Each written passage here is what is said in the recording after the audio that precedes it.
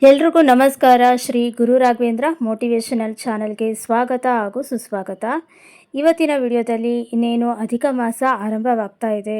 ಅಧಿಕ ಮಾಸದಲ್ಲಿ ಯಾವ ಕೆಲಸಗಳನ್ನು ಮಾಡಬೇಕು, ಯಾವ ಕೆಲಸಗಳನ್ನು ಮಾಡಬಾರ್ದು, ಹಾಗೆ ಈ ಅಧಿಕ ಮಾಸದಲ್ಲಿ ಅಧಿಕವಾಗಿ ನಾವು ಪುಣ್ಯ ಪಡೆಯೋದಕ್ಕೆ ಯಾವ ವ್ರತಗಳನ್ನು ಪೂಜೆಗಳನ್ನು ಅನುಸರಿಸಬೇಕಾಗುತ್ತೆ ಅನ್ನೋದೆಲ್ಲವನ್ನು ಕೂಡ ಇವತ್ತಿನ ಈ ವಿಡಿಯೋದಲ್ಲಿ ಸಂಪೂರ್ಣವಾಗಿ ನಿಮಗೆಲ್ಲರಿಗೂ ತಿಳಿಸಿಕೊಡ್ತಾ ಇದ್ದೀನಿ. ಹಾಗಾದರೆ ವಿಡಿಯೋ ಶುರು ಮಾಡೋಣ. ಅಧಿಕ ಮಾಸ ಬಹಳನೇ ವಿಶೇಷ. ಯಾಕಂದರೆ ಈ ಅಧಿಕ ಮಾಸ ಪ್ರತಿ ವರ್ಷ ಬರೋದಿಲ್ಲ.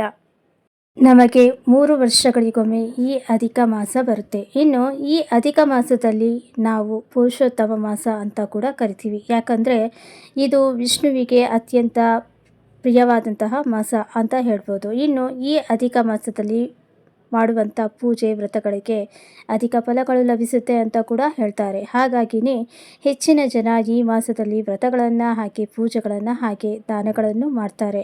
ಮತ್ತು ದೀಪಗಳನ್ನು ಹಚ್ಚೋದು ಕೂಡ ಬಹಳನೇ ವಿಶೇಷ. ಇನ್ನು ಈ ಮಾಸದಲ್ಲಿ ಇಷ್ಟೊಂದು ಮಹತ್ವವಿರುವಂಥ ಈ ಅಧಿಕ ಮಾಸದಲ್ಲಿ ಯಾವ ಯಾವ ಕೆಲಸಗಳನ್ನು ಮಾಡಬೇಕು, ಹಾಗೆ ಯಾವ ಯಾವ ಕೆಲಸಗಳನ್ನು ಮಾಡಲೇಬಾರ್ದು ಅನ್ನೋದನ್ನು ತಿಳ್ಕೊಳ್ಳೋಣ.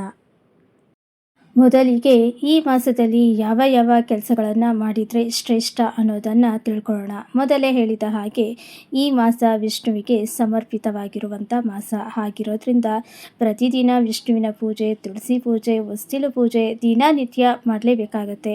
ಇನ್ನು ಅದರ ಜೊತೆಯಲ್ಲಿ ನಾವು ಯಾವ ರೀತಿ ಧನುರ್ಮಾಸದಲ್ಲಿ ಅಶ್ವತ್ಥ ವೃಕ್ಷ ಅಂದರೆ ಅರಳಿ ಮರದ ಪೂಜೆಯನ್ನು ಪ್ರದಕ್ಷಿಣೆಯನ್ನು ಹಾಕ್ತೀವೋ ಅದೇ ರೀತಿ ಅಧಿಕ ಮಾಸದಲ್ಲೂ ಕೂಡ ನಾವು ಅಶ್ವತ್ಥ ವೃಕ್ಷದ ಪೂಜೆಯನ್ನು ಹಾಗೆ ಪ್ರದಕ್ಷಿಣೆಯನ್ನು ಹಾಕಬಹುದು. ಇನ್ನು ವಿಷ್ಣುವಿನ ಪೂಜೆ ಮಾಡುವಾಗ ಪ್ರತಿದಿನ 108 ಬಾರಿ ಓಂ ನಮೋ ಭಗವತೆ ವಾಸುದೇವಾಯ ಅನ್ನೋ ಒಂದು ಮಂತ್ರವನ್ನು ಪಠಣೆ ಮಾಡಬೇಕಾಗುತ್ತೆ. ಅಥವಾ ವಿಷ್ಣು ಸಹಸ್ರನಾಮವನ್ನು ನಿಮಗೆ ಹೇಳೋದಕ್ಕೆ ಬಂದರೆ ಹೇಳಿಕೊಳ್ಳಬಹುದು ಅಥವಾ ಕೇಳಿಸಿಕೊಳ್ಳಬಹುದು. ಒಟ್ಟಿನಲ್ಲಿ ಅಧಿಕ ಮಾಸದಲ್ಲಿ 1 ತಿಂಗಳು ಪೂರ್ತಿಯಾಗಿ ವಿಷ್ಣು ಸಹಸ್ರನಾಮವನ್ನು ಪಾರಾಯಣ ಮಾಡುವಂಥದ್ದು ಅತ್ಯಂತ ಶ್ರೇಷ್ಠ. ಅದೇ ರೀತಿಯಲ್ಲಿ ಪ್ರತಿದಿನ ತುಳಸಿ ಗಿಡದ ಮುಂದೆ ಸಂಜೆ ಹೊತ್ತು ತುಪ್ಪದ ದೀಪವನ್ನು ಹಚ್ಚಿಡಬೇಕು. ತುಪ್ಪದ ದೀಪವನ್ನು ಹಚ್ಚಿಟ್ಟು 11 ಅಥವಾ 21 ಪ್ರದಕ್ಷಿಣೆಯನ್ನು ಹಾಕಬೇಕು. ತುಳಸಿ ಗಿಡದ ಸುತ್ತ ಪ್ರದಕ್ಷಿಣೆ ಹಾಕೋದಕ್ಕೆ ಸಾಧ್ಯವಾಗಿದ್ದರೆ ಹಾಕಿ. ಕೆಲವೊಬ್ಬರಿಗೆ ಜಾಗ ಇರೋದಿಲ್ಲ, ಅಂಥವರು ನಿಂತಲ್ಲೇ 11 ಅಥವಾ 21 ಪ್ರದಕ್ಷಿಣೆಯನ್ನು ಹಾಕಬಹುದು. ಇನ್ನು ಈ ಅಧಿಕ ಮಾಸದಲ್ಲಿ ಉಪವಾಸ ವ್ರತವನ್ನು ಮಾಡೋದು ಬಹಳನೇ ಶ್ರೇಷ್ಠ. ಅಂದರೆ ಪ್ರತಿದಿನ ಕೂಡ ನೀವು ಒಂದು ಸಲ ಯಾವುದಾದರೂ ಒಂದು ಹೊತ್ತು ಊಟವನ್ನು ಬಿಡಬೇಕಾಗುತ್ತೆ, ಉಪವಾಸವನ್ನು ಇರಬೇಕಾಗುತ್ತೆ. ಸಂಕಲ್ಪವನ್ನು ಮಾಡಿಕೊಂಡು ಬೆಳಗ್ಗೆ ಮಧ್ಯಾಹ್ನ ಆಗಲಿ ಅಥವಾ ರಾತ್ರಿ ಆಗಲಿ ಒಂದು ಹೊತ್ತು ಊಟವನ್ನು ಸ್ಕಿಪ್ ಮಾಡಬೇಕು. ಅಂದರೆ ಉಪವಾಸ ಇರಬೇಕು. ಅಥವಾ ನಿಮಗೆ ಇನ್ನೂ ಶಕ್ತಿ ಇದೆ ಅಂತ ಅನ್ನೋರು ಒಂದು ಹೊತ್ತು ಮಾತ್ರ ನೀವು ಊಟ ಮಾಡಿ ಇನ್ನೆರಡು ಹೊತ್ತು ಊಟವನ್ನು ಸ್ಕಿಪ್ ಮಾಡಬೇಕು. ತಿಂಗಳು ಪೂರ್ತಿ ಒಂದೇ ಹೊತ್ತು ಊಟ ಮಾಡಿಕೊಂಡು ಇರೋದು ಕಷ್ಟ ಆಗುತ್ತೆ, ಆರೋಗ್ಯ ಸಮಸ್ಯೆ ಇರೋರಿಗೆಲ್ಲ. ಹಾಗಾಗಿಯೇ ಹೇಳಿರೋದು ಒಂದು ಹೊತ್ತು ಯಾವುದಾದ್ರೂ ಬಿಟ್ಟರೂ ನಡೆಯುತ್ತೆ.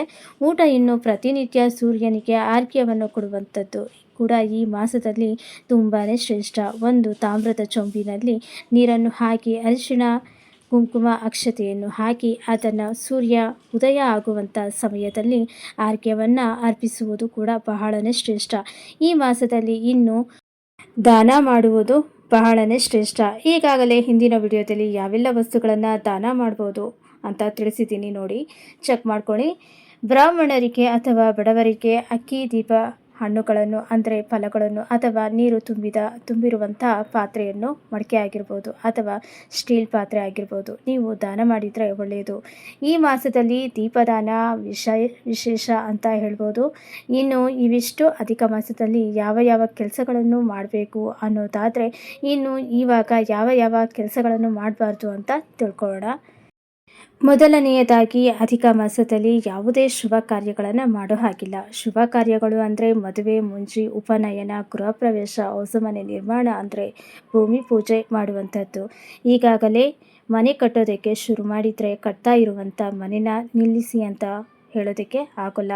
ಮನೆ ಕಟ್ಟುವುದಕ್ಕಿಂತ ಮುಂಚೆ ಭೂಮಿ ಪೂಜೆ ಮಾಡ್ತೀವಿ ಅಲ್ವಾ, ಆ ಪೂಜೆಯನ್ನಾಗಲಿ ಅಥವಾ ಮೋಲ್ಡ್ ಹಾಕುವಂಥದ್ದು ಅಥವಾ ಯಾವುದಾದರೂ ಹೊಸ ವ್ಯಾಪಾರವನ್ನು ಆರಂಭ ಮಾಡುವಂಥದ್ದು, ಇದನ್ನೆಲ್ಲವನ್ನು ಕೂಡ ನೀವು ಮಾಡೋ ಹಾಗಿಲ್ಲ. ಇನ್ನು ಕೆಲವರು ಕೇಳ್ತಿರೋ ಹೊಸ ಮನೆಗೆ ಹಾಲುಕಿಸಬಹುದಾ ಅಂತ, ಈ ರೀತಿ ಕೂಡ ಮಾಡೋ ಹಾಗಿಲ್ಲ. ಯಾಕಂದರೆ ಇದು ಗೃಹ ಪ್ರವೇಶಕ್ಕೇ ಸೇರಿಕೊಳ್ಳುತ್ತೆ. ಇನ್ನು ಈ ಮಾಸದಲ್ಲಿ ಮಾಂಸಾಹಾರ ಸೇವನೆ ಮಾಡದೇ ಇದ್ದರೆ ಒಳ್ಳೆಯದು ಅಂತ ಹೇಳ್ತಾರೆ.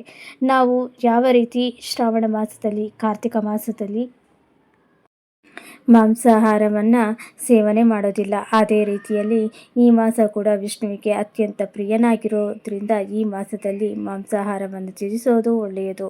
ಮಾಂಸಾಹಾರವನ್ನು ಬಿಡೋದು ಮಾತ್ರನೇ ಅಲ್ಲದೆ ಕೆಲವರು ಈರುಳ್ಳಿ ಬೆಳ್ಳುಳ್ಳಿ ಹಾಕಿರುವಂಥ ಅಡುಗೆಯನ್ನು ಕೂಡ ಈ ಮಾಸದಲ್ಲಿ ಸೇವನೆ ಮಾಡೋದಿಲ್ಲ. ಅಷ್ಟು ಪಥ್ಯದಿಂದ, ಅಷ್ಟೇ ವ್ರತದಿಂದ ಈ ಒಂದು ಮಾಸವನ್ನು ಆಚರಣೆ ಮಾಡ್ತಾರೆ. ಇನ್ನು ಈ ಮಾಸದಲ್ಲಿ ಕಟಿಂಗ್ ಮಾಡಿಸುವಂಥದ್ದು ಅಥವಾ ಚಿಕ್ಕ ಮಕ್ಕಳಿಗೆ ಮೊದಲನೇ ಸಲ ಮುಡಿ ಕೊಡ್ತಾ ಇದ್ದೀವಿ ಅಂತ ಅನ್ನೋರು ಅದನ್ನು ಕೂಡ ಮಾಡೋ ಹಾಗಿಲ್ಲ. ಹಾಗೆ ಯಾವುದಾದರೂ ಹೊಸದಾಗಿ ಶುಭ ಕಾರ್ಯಕ್ಕೆ ಬಟ್ಟೆ ತೆಗೆಯೋರು ಅಥವಾ ಒಡವೆಯನ್ನು ತೆಗೆಯೋದು ಕೂಡ ನಿಷಿದ್ಧ ಅಂತ ಹೇಳ್ತಾರೆ. ಇನ್ನು ಇಷ್ಟು ಮಾತ್ರ ಅಲ್ಲದೆ ಮನೆಯಲ್ಲಿ ಕೋಪಿಸಿಕೊಳ್ಳುವುದು, ಜಗಳ ಮಾಡುವಂಥದ್ದು, ಸಕಾರಾತ್ಮಕವಾಗಿ ಆಲೋಚನೆ ಮಾಡೋದು ಕೂಡ ಈ ಮಾಸದಲ್ಲಿ ತಪ್ಪು ಅಂತ ಹೇಳ್ತಾರೆ. ಈ ಮಾಸದಲ್ಲಿ ಎಷ್ಟು ಕಠಿಣವಾದಂಥ ನಿಯಮಗಳನ್ನು ನಾವು ಪಾಲನೆ ಮಾಡ್ತೀವೋ ಅಷ್ಟೇ ರೀತಿಯಲ್ಲಿ ನಮ್ಮ ಆತ್ಮಶುದ್ಧಿಯಾಗುತ್ತೆ. ಹಾಗೆ ನಮಗೆ ಹೆಚ್ಚಿನ ಅಂದರೆ ಅಧಿಕ ಫಲ ಲಭಿಸುತ್ತೆ ಅಂತ ಹೇಳ್ತಾರೆ. ನೋಡಿದ್ರಲ್ಲ ಸ್ನೇಹಿತರೆ, ಇವತ್ತಿನ ಈ ವಿಡಿಯೋದಲ್ಲಿ ಅಧಿಕ ಮಾಸದಲ್ಲಿ ಯಾವ ಕೆಲಸಗಳನ್ನು ಮಾಡಬೇಕು, ಯಾವ ಕೆಲಸಗಳನ್ನ ಮಾಡಬಾರ್ದು ಅನ್ನೋದನ್ನು ತಿಳಿಸ್ಕೊಟ್ಟಿದ್ದೀನಿ. ನೋಡಿದ್ರಲ್ಲ ಸ್ನೇಹಿತರೆ, ಇವತ್ತಿನ ವಿಡಿಯೋ ನಿಮಗೆಲ್ರಿಗೂ ಇಷ್ಟ ಆಗಿದೆ, ಉಪಯೋಗ ಆಗಿದೆ ಅಂತ ಭಾವಿಸ್ತೀನಿ. ವಿಡಿಯೋ ಇಷ್ಟ ಆಗಿದ್ದರೆ ಲೈಕ್ ಮಾಡಿ, ಬೇರೆಯವ್ರಿಗೂ ಕೂಡ ಶೇರ್ ಮಾಡಿ. ಹಾಗೆ ನಿಮ್ಮ ಅನಿಸಿಕೆ ಅಭಿಪ್ರಾಯವನ್ನು ಖಂಡಿತವಾಗಲೂ ಕಮೆಂಟ್ ಬಾಕ್ಸ್ನಲ್ಲಿ ಬರೆದು ತಿಳಿಸಿ. ಮತ್ತೊಂದು ಉಪಯುಕ್ತ ಪೂಜಾ ಮಾಹಿತಿಯೊಂದಿಗೆ ಮತ್ತೆ ಭೇಟಿಯಾಗ್ತೀನಿ. ಅಲ್ಲಿಯವರೆಗೂ ಧನ್ಯವಾದಗಳು.